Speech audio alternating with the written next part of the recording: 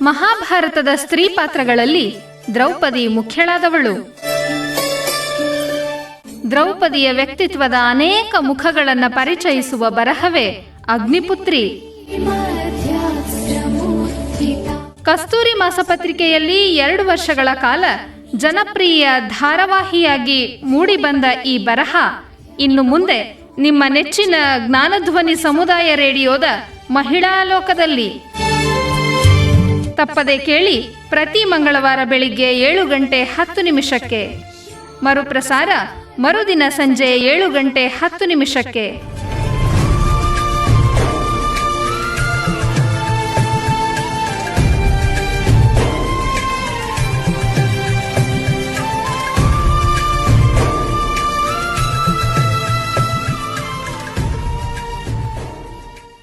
ಜ್ಞಾನಧ್ವನಿ ಕೇಳುಗರಿಗೆ ನಮಸ್ಕಾರ. ಶ್ರೋತೃಗಳೇ, ಇದೀಗ ಅಗ್ನಿಪುತ್ರಿ ಕೇಳೋಣ. ದ್ರೌಪದಿ ತಾನಿಲ್ಲದ ಸಮಯದಲ್ಲಿ ಜರುಗಿದ ಘಟನೆಗಳ ಉತ್ತರದಾಯಿತ್ವವನ್ನು ಹೊತ್ತು ಜೀವನವಿಡೀ ಹೆಣಗುತ್ತಾಳಲ್ಲ, ಇದು ಮಹಾಭಾರತದ ವಿಚಿತ್ರಗಳಲ್ಲಿ ಪ್ರಮುಖವಾದುದು. ಚಿತ್ರವೋ ವಿಚಿತ್ರವೋ, ಒಂದು ಪರಿಪೂರ್ಣ ಮಹಾಕಾವ್ಯಗಳಲ್ಲಿ ಎಲ್ಲವೂ ನಡೆಯುತ್ತದೆ. ಅದರಲ್ಲಿ ನಮಗೆ ಆದ್ಯವೆನಿಸಿದ ಭಾಗಗಳನ್ನು ಆರಿಸಿಕೊಳ್ಳುವುದು ನಮ್ಮ ವಿವೇಚನೆಗೆ ಬಿಟ್ಟಿದ್ದು. ಮಯಸಭೆಯಲ್ಲಿ ದ್ರೌಪದಿ ಇರಲಿಲ್ಲ, ಆದರೂ ಅಲ್ಲಿ ನಡೆದ ಅನಾಹುತಗಳಿಗೆ ಅವಳು ಕಾರಣ ಎನ್ನಲಾಗುತ್ತದೆ. ಈಗ ದುರ್ಯೋಧನನ ದ್ಯೂತಸಭೆಯಲ್ಲೂ ದ್ರೌಪದಿ ಇಲ್ಲ, ಆದರೂ ಅಲ್ಲಿಯ ದೊಡ್ಡ ಅನಾಹುತಕ್ಕೆ ಅವಳೇ ಬಾಧ್ಯಸ್ಥಳಾಗುತ್ತಾಳೆ. ಎಲ್ಲವನ್ನೂ ಕಳೆದುಕೊಂಡ ಧರ್ಮರಾಯನಿಗೆ ಶಕುನಿ ಹೇಳುತ್ತಾನೆ, ನೀನು ನಿನ್ನನ್ನೇ ಪಣವಾಗಿಟ್ಟುಕೊಂಡು ಕೆಟ್ಟ ಕೆಲಸ ಮಾಡಿದೆ ಯುಧಿಷ್ಠಿರ. ನಿನ್ನಲ್ಲಿ ಮತ್ತೊಂದು ಐಶ್ವರ್ಯವು ಉಳಿದಿರುವುದು. ಕೃಷ್ಣೆಯೊಬ್ಬಳು ಹಾಗೆಯೇ ಉಳಿದಿರುವಳು. ಅವಳನ್ನೇ ಪಣವಾಗಿಟ್ಟು ಆಟವಾಡಿ ನಿನ್ನ ವಿಮೋಚನೆಯನ್ನಾದರೂ ಮಾಡಿಕೊಳ್ಳಬಹುದಲ್ಲವೇ? ಇಲ್ಲಿ ಶಕುನಿ ವಿಮೋಚನೆ ಎನ್ನುವ ಪದ ಬಳಸಿದ್ದಾನೆ. ಅಂದರೆ ಈ ವೀರಾದಿವೀರರ ವಿಮೋಚನೆ ಈ ಅಗ್ನಿಪುತ್ರಿಯಿಂದ ಮಾತ್ರ ಸಾಧ್ಯವೇ? ಇದಕ್ಕೆ ಧರ್ಮವೇ ಉಸಿರೆಂದು ಬಾಳಿದ ಧರ್ಮರಾಯನ ಉತ್ತರ ಕೇಳಿ. ನೀನು ಹೇಳಿದುದು ನಿಜ ಸೌಬಲ. ದ್ರೌಪದಿಯನ್ನು ಪಣವಾಗಿಟ್ಟು ಈ ಆಟವಾಡುತ್ತೇನೆ. ಅವಳ ಸೌಂದರ್ಯವು ವರ್ಣನೆಗೆ ನಿಲುಕದ್ದು. ಶಾರದೋತ್ಪಲ ಪತ್ರಾಕ್ಷ್ಯ ಶಾರದೋತ್ಪಲ ಗಂಧಯ ಶಾರದೋತ್ಪಲ ಸೇವಿನ್ಯ ರೂಪೇಣ ಶ್ರೀ ಸಮಾನಯ.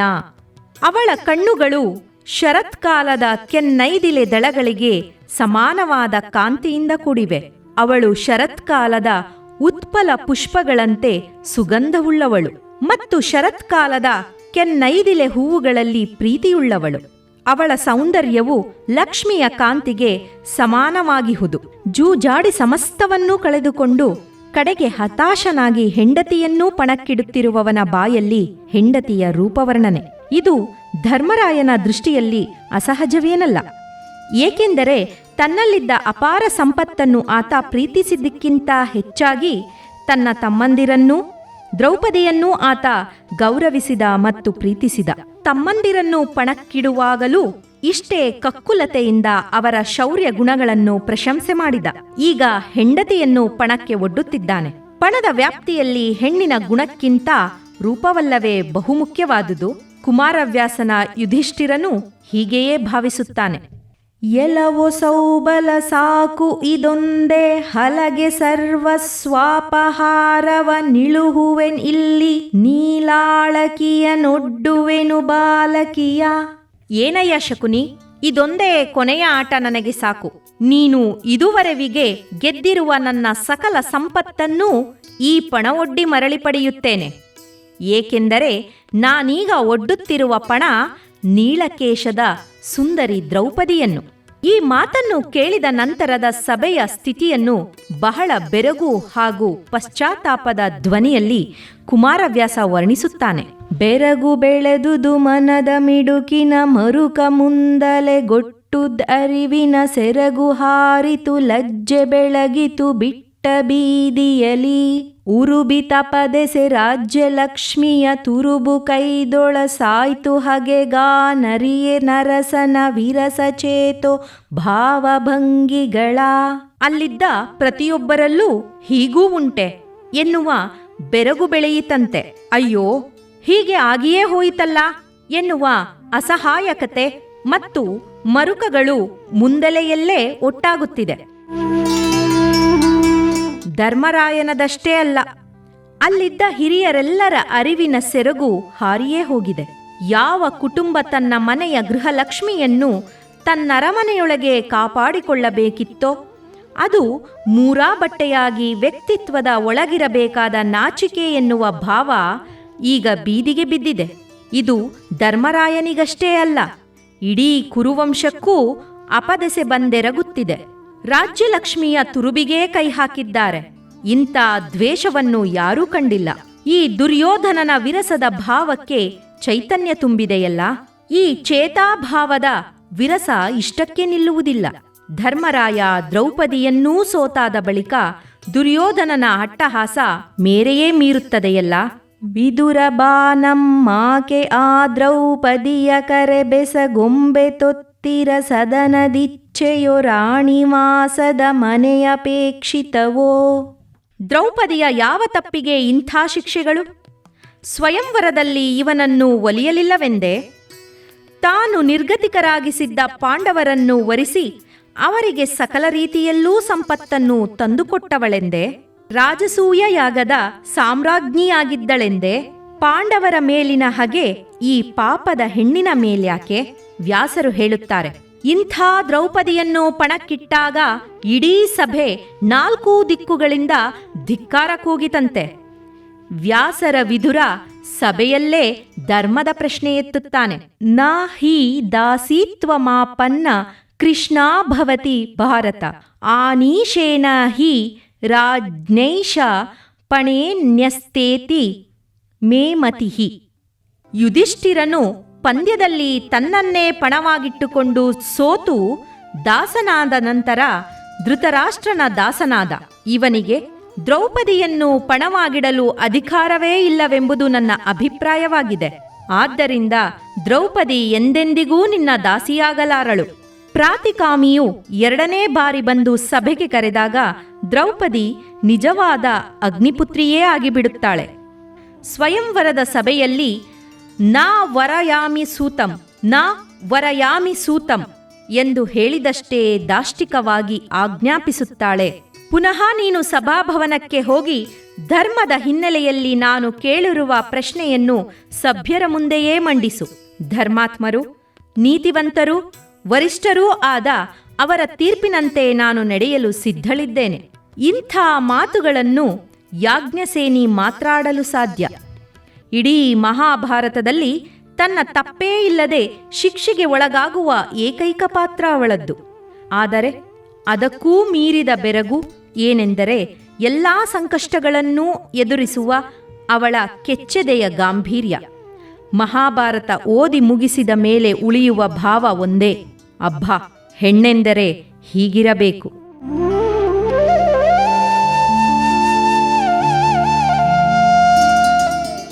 ಈಗೊಂದು ಕುತೂಹಲದ ವಿಷಯ ಗಮನಿಸೋಣ. ದ್ರೌಪದಿ ತನ್ನ ಅಂತಃಪುರದಲ್ಲಿದ್ದಾಳೆ. ರಾಜಸಭೆಯಲ್ಲಿ ಜೂಜಿನ ಅಟ್ಟಹಾಸ ಮೆರೆಯುತ್ತಿದೆ. ಧರ್ಮರಾಯ ದ್ರೌಪದಿಯನ್ನೂ ಸೋತು ಸುಣ್ಣವಾಗಿ ನೆಲಕ್ಕೆ ತಲೆ ತಂದು ಕುಳಿತಿದ್ದಾನೆ. ಭೀಮಾರ್ಜುನರು ರೋಷದಿಂದ ಕುದಿಯುತ್ತಿದ್ದಾರೆ. ದುರ್ಯೋಧನನ ಅಬ್ಬರ ಇಡೀ ಸಭೆಯಲ್ಲಿ ಅನುರಣಿಸುತ್ತಿದೆ. ಪ್ರತಿಕಾಮಿಯನ್ನು, ನಮ್ಮ ದಾಸಿಯಾದ ದ್ರೌಪದಿಯನ್ನು ಕರೆದುತಾ ಎನ್ನುವ ಮಾತುಗಳು ಗೋಡೆಗೆ ಬಡಿದು ಪ್ರತಿಧ್ವನಿಸುತ್ತಿದೆ. ವಿದುರನ ರಾಜಧರ್ಮ ಎಚ್ಚೆತ್ತುಕೊಳ್ಳುತ್ತದೆ. ತಾನು ಮೊದಲು ಸೋತು ದಾಸನಾದ ಮೇಲೆ ಯುಧಿಷ್ಠಿರನಿಗೆ ದ್ರೌಪದಿಯನ್ನು ಪಣಕ್ಕಿಡಲು ಅಧಿಕಾರವೇ ಇಲ್ಲ ಎಂದು ಖಚಿತವಾಗಿ ಹೇಳುತ್ತಾನೆ. ದೂರದಲ್ಲೆಲ್ಲೋ ತನ್ನ ಅಂತಃಪುರದಲ್ಲಿರುವ ದ್ರೌಪದಿಯು ಪ್ರತಿಕಾಮಿ ಕರೆಯಲು ಬಂದಾಗ ಇದೇ ಮಾತನ್ನು ಕೇಳುತ್ತಾಳೆ. ವಿದುರ ಮೇಧಾವಿ, ಧರ್ಮ ಸೂಕ್ಷ್ಮಗಳನ್ನು ತಿಳಿದವನು. ಚಕ್ರವರ್ತಿಯಾದ ಧೃತರಾಷ್ಟ್ರನಿಗೆ ಸಲಹೆ ಸೂಚನೆಗಳನ್ನು ಕೊಡುತ್ತಿದ್ದವನು. ರಾಜಧರ್ಮವನ್ನೂ ತಿಳಿದವನು. ರಾಜನಲ್ಲದಿದ್ದರೂ ರಾಜ್ಯದ ಹಿತವನ್ನು ಕಾಪಾಡಲು ಕಂಕಣ ತೊಟ್ಟವನು. ಆದರೆ ದ್ರೌಪದಿ, ಆಕೆ ಅರಮನೆಯ ನಾಜೂಕುಗಳಲ್ಲಿ ಮುಳುಗಿದವಳು. ಆದರೂ ಆಕೆಗೆ ವಿದುರನಂತೆಯೇ ಧರ್ಮ ಸೂಕ್ಷ್ಮಗಳು, ರಾಜಧರ್ಮಗಳೂ ತಿಳಿದಿತ್ತೆ. ಹೌದು, ತಿಳಿದಿತ್ತು ಎನ್ನುತ್ತಾರೆ ವ್ಯಾಸರು. ಆಕೆ ದೂತನಿಗೆ ಹೇಳುತ್ತಾಳೆ, ತೇ ಮಾಂ ಬ್ರೂಯರ್ನಿಶ್ಚಿತಂ ತತ್ಕರಿಷ್ಯೆ ಧರ್ಮಾತ್ಮನೋ ನೀತಿಮಂತೋ ವರಿಷ್ಠಾಃ. ಪುನಃ ನೀನು ಸಭಾಭವನಕ್ಕೆ ಹೋಗಿ ಧರ್ಮದ ಹಿನ್ನೆಲೆಯಲ್ಲಿ ನಾನು ಕೇಳಿರುವ ಪ್ರಶ್ನೆಯನ್ನು ಸಭ್ಯರ ಮುಂದೆಯೇ ಮಂಡಿಸು. ಧರ್ಮಾತ್ಮರು, ನೀತಿವಂತರೂ ವರಿಷ್ಠರೂ ಆದ ಅವರ ತೀರ್ಪಿನಂತೆ ನಾನು ನಡೆಯಲು ಸಿದ್ಧಳಿದ್ದೇನೆ. ಇಲ್ಲಿ ದ್ರೌಪದಿಯ ಮಾತುಗಳನ್ನು ವಿಶೇಷವಾಗಿ ಗಮನಿಸಬೇಕು. ಸಭೆಯಲ್ಲಿ ಭೀಷ್ಮಾದಿಗಳಂಥ ಹಿರಿಯರಿದ್ದೂ ಇಂಥ ಅಪಚಾರವಾಗಿದೆಯಲ್ಲ ಎನ್ನುವ ಹತಾಶೆಯೊಂದು ಕಡೆ, ಆ ಭಾವದಲ್ಲಿ ಈ ಮೇಲಿನ ಮಾತುಗಳಾದ ಸಭ್ಯರು, ಧರ್ಮಾತ್ಮರು, ನೀತಿವಂತರು, ವರಿಷ್ಠರು ಅವಳಲ್ಲಿ ವ್ಯಂಗ್ಯ ಭಾವವನ್ನೂ ಹುಟ್ಟುಹಾಕಿತ್ತೆ ಎನ್ನುವ ಪ್ರಶ್ನೆ ಮುಂದಾಗುತ್ತದೆ. ಆದರೆ ಅವಳಲ್ಲಿ ಇನ್ನೂ ಆಶಾಭಾವವೂ ಇದೆ. ಅವರು ಕೆಟ್ಟ ತೀರ್ಪನ್ನು ಕೊಡಲಾರರು ಎನ್ನುವ ನಂಬಿಕೆಯೊಂದಿಗೆ ಅವರ ತೀರ್ಪಿನಂತೆ ನಾನು ನಡೆಯುತ್ತೇನೆ ಎನ್ನುತ್ತಾಳೆ. ಈ ಆಶಾಭಾವ, ಯಾರಾದರೂ ಇಂಥ ಕೆಟ್ಟ ಪರಿಸ್ಥಿತಿಯಿಂದ ಬಿಡುಗಡೆಗೆ ಧಾವಿಸಿಯಾರು ಎನ್ನುವ ನಂಬಿಕೆ ಅವಳಲ್ಲಿ ಆಳವಾಗಿ ಬೇರೂರಿರುವುದಕ್ಕೆ ಮುಂದಿನ ಘಟನೆಗಳೇ ಸಾಕ್ಷಿ. ಯೇ ಹೇಹಿ ಪಾಂಚಾಲಿ ಜಿತಾಸಿ ಕೃಷ್ಣೇ ದುರ್ಯೋಧನಂ ಪಶ್ಯ ವಿಮುಕ್ತಲಜ್ಜಾ ಕುರೂನ್ ಭಜಸ್ವಾಯುತ ಪದ್ಮನೇತ್ರೇ ಧರ್ಮೇಣ ಲಬ್ಧಾಸಿ ಸಭಾಂ ಪರೈಹಿ. ಇದು ದುಶ್ಯಾಸನನೇ ಸ್ವಯಂ ದ್ರೌಪದಿಯ ಭವನಕ್ಕೆ ಬಂದು ಅವಳನ್ನು ಕರೆಯುತ್ತಿರುವ ಪರಿ. ಬಾ ಬಾ ದ್ರೌಪದಿ, ನೀನು ನಮ್ಮಿಂದ ಜಯಿಸಲ್ಪಟ್ಟಿರುವೆ. ಲಜ್ಜೆಯನ್ನು ಬದಿಗಿಟ್ಟು ರಾಜಾಧಿರಾಜನಾದ ದುರ್ಯೋಧನನ ದರ್ಶನ ಮಾಡು. ಕಮಲ ಪತ್ರದಂಥ ಕಣ್ಣುಳ್ಳವಳೆ, ಕುರುವಂಶ ಪ್ರದೀಪರಾದ ನಮ್ಮ ಸೇವೆಗೆ ಸಿದ್ಧಳಾಗು. ನಾವು ನಿನ್ನನ್ನು ಜೂಜಾಟದ ನಿಯಮಾನುಸಾರವಾಗಿಯೇ ಗೆದ್ದಿದ್ದೇವೆ. ಧರ್ಮದಿಂದಲೇ ನೀನು ನಮಗೆ ಲಬ್ಧಳಾಗಿರುವೆ. ಸಭಾಮಂದಿರಕ್ಕೆ ಬರಲು ಸಿದ್ಧಳಾಗು. ವ್ಯಾಸರು ಹೇಳುತ್ತಾರೆ. ದುಶ್ಯಾಸನನ ಲಜ್ಜಾರಹಿತವಾದ ಮಾತುಗಳನ್ನು ಕೇಳಿ ದುಃಖಿತಳಾದ ದ್ರೌಪದಿಯು ತನ್ನೆರಡೂ ಕೈಗಳಿಂದ ಮುಖವನ್ನು ಮುಚ್ಚಿಕೊಂಡು ದುಷ್ಟನಾದ ದುಶ್ಯಾಸನನಿಂದ ತಪ್ಪಿಸಿಕೊಳ್ಳಲು ವೃದ್ಧನಾದ ಧೃತರಾಷ್ಟ್ರನ ಅಂತಃಪುರದ ಕಡೆಗೆ ರೋಧನ ಮಾಡುತ್ತಾ ಓಡಿದಳು. ಧೃತರಾಷ್ಟ್ರನೂ ಈ ಕುಯುಕ್ತಿಯ ಭಾಗವಾಗಿರುವುದು ಮುಗ್ಧೆಯಾದ ದ್ರೌಪದಿಗೆ ಗೊತ್ತಿಲ್ಲ. ಅಲ್ಲದೆ ಅಲ್ಲಿ ಗಾಂಧಾರಿಯಂಥ ಅನುಭವೀ ಮಹಿಳೆ ಇದ್ದಾಳಲ್ಲ, ಅವಳಾದರೂ ತನ್ನನ್ನು ರಕ್ಷಿಸಬಹುದಲ್ಲವೇ? ಮುಳುಗುವವರಿಗೆ ಒಂದು ಹುಲ್ಲುಕಡ್ಡಿಯೂ ಆಸರೆಯಾಗಬಹುದು ತಾನೆ. ಆದರೆ ಆ ಕ್ಷಣದಲ್ಲಿ ಸ್ವತಃ ಭಗವಂತನೂ ಅದೇಕೋ ನಿಸ್ಸಹಾಯಕನಾಗಿ ಬಿಡುತ್ತಾನೆ. ದ್ರೌಪದಿಯ ನೀಳವಾದ ಗುಂಗುರಾದ ಕೇಶರಾಶಿಯನ್ನು ದುಶ್ಯಾಸನನು ಹಿಡಿದೆಳೆದು ಸಭಾಭವನದ ಕಡೆಗೆ ನಡೆದೇ ಬಿಟ್ಟಾಗ ವ್ಯಾಸರೂ ಬಹು ದುಃಖಿತರಾಗಿ ಉದ್ಗರಿಸುತ್ತಾರೆ. ಯೇ ರಾಜಸೂಯ ಅವಭೃತೆ ಜಲೇನ ಮಹಾಕ್ರೌತೌ ಮಂತ್ರಪೂತೇನ ಸಿಕ್ತಾಃ ತೇ ಪಾಂಡವಾನಾಂ ಪರಿಭೂಯ ವೀರ್ಯಂ ಬಲಾತ್ ಪ್ರಮೃಷ್ಟಾ ಧೃತರಾಷ್ಟ್ರಜೇನ. ಅಯ್ಯೋ, ರಾಜಸೂಯ ಯಾಗದ ಅವಭೃತದಲ್ಲಿ ನಾನಾ ದಿಕ್ಕುಗಳಿಂದ ತಂದು ಮಂತ್ರಗಳಿಂದ ಶುದ್ಧಿಗೊಳಿಸಿದ ಪವಿತ್ರತಮವಾದ ತೀರ್ಥೋದಕಗಳಿಂದ ಅಭಿಷೇಚಿಸಲ್ಪಟ್ಟ ಸುಂದರವಾದ ಕೇಶರಾಶಿಯನ್ನಿಂದು ದುಷ್ಟ ದುಶ್ಯಾಸನನು ಪಾಂಡವರ ಪರಾಕ್ರಮವನ್ನೂ ಲೆಕ್ಕಿಸದೆ ತನ್ನ ಬಿಗಿಯಾದ ಮುಷ್ಟಿಯಿಂದ ಹಿಡಿದುಬಿಟ್ಟನು. ಎಂಥ ಮಹಾಕವಿಗೂ ಹೆಣ್ಣಿನ ಇಂಥ ದುರವಸ್ಥೆಯ ಬಗ್ಗೆ ಬರೆಯುವಾಗ ಮನಸ್ಸು ಅಲ್ಲೋಲ ಕಲ್ಲೋಲವಾಗುವುದು ಸಹಜವೇ ತಾನೆ. ವ್ಯಾಸರಲ್ಲಿ ಈ ಪ್ರಸಂಗ ಬಹು ಗಂಭೀರವಾದ ಮಾತುಗಳಿಂದ ನಯ ನಾಜೂಕು ರೀತಿಗಳಿಂದ ವರ್ಣಿಸಲ್ಪಟ್ಟಿದೆ. ಸಂತರಾದ, ಸ್ವಾರ್ಥ ಜೀವನವನ್ನೇ ಎಂದೂ ಕಾಣದ, ಪರರಿಗಾಗಿ ಮತ್ತು ಪರಾರ್ಥಕ್ಕಾಗಿ ಜೀವನವನ್ನು ಮುಡುಪಾಗಿಟ್ಟ ವ್ಯಾಸರಿಗೇ ಒಮ್ಮೆ ಅಯ್ಯೋ ಎನ್ನುವ ಉದ್ಗಾರ ತೆಗೆಯುವ ಹಾಗಾಗುತ್ತದೆ. ಇನ್ನು ಈ ನೆಲದ ಸೊಗಡನ್ನೆಲ್ಲ ಅರೆದು ಕುಡಿದ ಎಲ್ಲ ಪಾತ್ರಗಳಲ್ಲೂ ತಾನೇ ಹೊಕ್ಕು ಜೀವಂತಗೊಳಿಸಿದ ಕುಮಾರವ್ಯಾಸನಲ್ಲಿ ಈ ಪ್ರಸಂಗ ಒಮ್ಮೆ ಒರಟಾಗಿಯೂ ಒಮ್ಮೆ ಅದ್ಭುತವಾಗಿಯೂ ವಿವರಿಸಲ್ಪಟ್ಟಿದೆ. ದುಶ್ಯಾಸನನು ಸಭೆಗೆ ಬಾ ಎನ್ನುತ್ತಿದ್ದಾನೆ. ದ್ರೌಪದಿ ಎನ್ನುತ್ತಾಳೆ, ಅನುಜ ಕೇಳೈ ಪುಷ್ಪವತಿ ತಾನ್ ಎನಗೆ ರಾಜಸಭಾ ಪ್ರವೇಶವದ್ ಅನುಚಿತವಲೆ ಹೇಳೆನಲು ಖಳರಾಯ ಕತಿಗೊಂಡ. ತಮ್ಮ ಕೇಳಪ್ಪ, ನಾನೀಗ ರಜಸ್ವಲೆಯಾಗಿದ್ದೇನೆ. ಇಂಥ ಸ್ಥಿತಿಯಲ್ಲಿ ರಾಜಸಭೆಗೆ ಬರುವುದು ಉಚಿತವಲ್ಲ. ಎಂದಾಗ ಆ ಖಳಮಹಾಶಯನಿಗೆ ಕೋಪವೇ ಬಂತು. ಎಲ್ಲಿಯದು ದುಷ್ಪ್ರಶ್ನೆ ಮರುಮಾತೆಲ್ಲಿಯದು ನೀ ಪುಷ್ಪವತಿಯಾಗಲ್ಲಿ ಫಲವತಿಯಾಗು ನಡೆ ಕುರುರಾಯ ಭವನದಲ್ಲಿ. ಈ ಮಾತುಗಳಿಗೆ ವಿವರಣೆಯೇ ಬೇಕಿಲ್ಲ. ನೀನಿಲ್ಲಿ ಋತುಮತಿಯಾಗಿದ್ದೀಯೇ, ಅಲ್ಲಿ ಗರ್ಭವತಿಯಾಗು ಎನ್ನುವುದು ಅಸಭ್ಯತೆಯಲ್ಲಿ ಅಸಭ್ಯವಾದ ಮಾತು. ಯಾವುದೇ ಹೆಣ್ಣಿಗೂ ಈ ಮಾತಾಡುವುದು ಶೋಭೆಯಲ್ಲ. ದ್ರೌಪದಿಯಂಥ ಧೀಮಂತ ಮಹಿಳೆಗೆ ಇಂಥ ಕಟುವಾದ ಕೆಟ್ಟದಾದ ಮಾತುಗಳನ್ನು ಕೇಳಬೇಕಾಗಿ ಬಂದ ದುರವಸ್ಥೆಗೆ ಏನೆನ್ನೋಣ.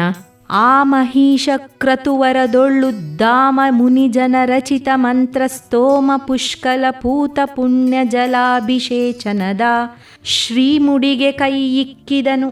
ಕನ್ನಡ ಸಾಹಿತ್ಯ ಸಂದರ್ಭದಲ್ಲಿ ಈ ಶ್ರೀಮುಡಿ ಎನ್ನುವುದು ಹಲವು ಕವಿಗಳಿಂದ ಮತ್ತೆ ಮತ್ತೆ ವ್ಯಾಖ್ಯಾನಿಸಲ್ಪಟ್ಟಿದೆ. ನಾನಿಲ್ಲಿ ತಮ್ಮ ಗಮನವನ್ನು ಒಂದು ವಿಷಯದ ಕಡೆ ತರಲು ಬಯಸುತ್ತೇನೆ. ಈ ನೆಲದ ಸಹಜ ಮನುಜರಂತೆ ಎಲ್ಲಾ ದರ್ಪಗಳನ್ನು ತುಂಬಿದ ದುಶ್ಯಾಸನನಿಂದ ಪುಷ್ಪವತಿ, ಫಲವತಿ ಮುಂತಾದ ಒರಟು ಮಾತುಗಳನ್ನಾಡಿಸಿದ ಕವಿ ಶ್ರೀಮುಡಿಯ ಬಗ್ಗೆ ಬರೆಯುವಾಗ ಭಾಷೆಯನ್ನು ವ್ಯೋಮಕ್ಕೆ ಎತ್ತರಿಸಿ ಬಿಡುತ್ತಾನಲ್ಲ. ಇದೂ ಒಂದು ಮಹಾಕಾವ್ಯದ ಯಾನದಲ್ಲಿನ ಬೆರಗೆ. ಈ ನೆಲದ ಸಹಜ ಮನುಜರಂತೆ ಎಲ್ಲಾ ದರ್ಪಗಳನ್ನು ತುಂಬಿದ ದುಶ್ಯಾಸನನಿಂದ ಪುಷ್ಪವತಿ, ಫಲವತಿ ಮುಂತಾದ ಒರಟು ಮಾತುಗಳನ್ನಾಡಿಸಿದ ಕವಿ ಶ್ರೀಮುಡಿಯ ಬಗ್ಗೆ ಬರೆಯುವಾಗ ಭಾಷೆಯನ್ನು ವ್ಯೋಮಕ್ಕೆ ಎತ್ತರಿಸಿಬಿಡುತ್ತಾನಲ್ಲ. ಇದು ಒಂದು ಮಹಾಕಾವ್ಯದ ಯಾನದಲ್ಲಿನ ಬೆರಗೆ. ಈ ಸಮಯದಲ್ಲಿ ವ್ಯಾಸರು ದ್ರೌಪದಿಯ ಸದ್ಗುಣವೊಂದನ್ನು ದಾಖಲಿಸುತ್ತಾರೆ. ದುಶ್ಯಾಸನ ಕೇಶವನ್ನು ಹಿಡಿದೆಳೆದೇ ಅವಳನ್ನು ರಾಜಸಭೆಯಲ್ಲಿ ನಿಲ್ಲಿಸಿದ್ದಾನೆ. ಸಭೆಯ ಮಧ್ಯದಲ್ಲಿ ಅವಳಿದ್ದಾಳೆ. ಒಮ್ಮೆ 5 ಜನ ಪತಿಯರ ಕಡೆಗೆ ನೋಡುತ್ತಾಳೆ. ಅವರೋ ನತಶಿರರಾಗಿ ಕುಳಿತು ಬಿಟ್ಟಿದ್ದಾರೆ. ಆಗ ದ್ರೌಪದಿಯ ಬಾಯಿಂದ ಬರುವ ಮಾತುಗಳು ಹೆಣ್ಣಿನ ಗುಣಕ್ಕೆ ಶಿಖರಪ್ರಾಯವಾಗಿವೆ. ಅವಳ ರಾಜಧರ್ಮದ ಪ್ರಜ್ಞೆಯನ್ನು ಒರೆಗೆ ಹಚ್ಚಿಟ್ಟ ಹಾಗಿದೆ. ಧರ್ಮೇ ಸ್ಥಿತೋ ಧರ್ಮಸ್ಸುತಶ್ಚ ರಾಜ ಧರ್ಮಶ್ಚ ಸೂಕ್ಷ್ಮೋ ನಿಪುಣೋ ಬಲಭ್ಯಃ ವಾಚಾಭಿಭರ್ತುಃ ಪರಮಾಣು ಮಾತ್ರಂ ನೇಚ್ಛಾಮಿ ದೋಷಂ ಸ್ವಗುಣಾನ್ ವಿಸೃಜ್ಯ. ಮಹಾತ್ಮನಾದ ಧರ್ಮಪುತ್ರನು ಈ ಸಮಯದಲ್ಲಿ ಧರ್ಮಕ್ಕೆ ಕಟ್ಟುಬಿದ್ದು ಸುಮ್ಮನೆ ಕುಳಿತಿದ್ದಾನೆ. ಧರ್ಮವಾದರೋ ಬಹಳ ಸೂಕ್ಷ್ಮವಾದುದು. ಜ್ಞಾನಿಗಳಾದವರು ಮಾತ್ರವೇ ಧರ್ಮ ಸೂಕ್ಷ್ಮವೇನೆಂಬುದನ್ನು ತಿಳಿಯಲು ಸಮರ್ಥರಾಗಿರುತ್ತಾರೆ. ಧರ್ಮಾತ್ಮನಾದ ನನ್ನ ಪತಿಯಲ್ಲಿರುವ ಸಕಲ ಸದ್ಗುಣಗಳನ್ನೂ ಮರೆತು ಒಂದು ಅಣುವಿನಷ್ಟಾದರೂ ದೋಷವಿದೆಯೆಂದು ನಾನು ಮನಸ್ಸಿನಿಂದಲೂ ಎಣಿಸಲಾರೆನು, ಮಾತಿನಿಂದಲೂ ಹೇಳಲಾರೆನು. ಹೆಣ್ಣಿನ ಉದಾತ್ತ ಗುಣಕ್ಕೊಂದು ಮಾದರಿಯಿದು. ವಿದುರನಷ್ಟೇ ರಾಜಧರ್ಮವನ್ನು ತಿಳಿದಿರುವ ದ್ರೌಪದಿ ಈ ಕೆಟ್ಟ ಪ್ರಸಂಗವನ್ನೂ ನಿಭಾಯಿಸುವ ಪರಿನೋಡಿ. ದಾಂಪತ್ಯದಲ್ಲಿ ಏಕತೆ ಎಂದರೆ ಇದೇ ಅಲ್ಲವೇ?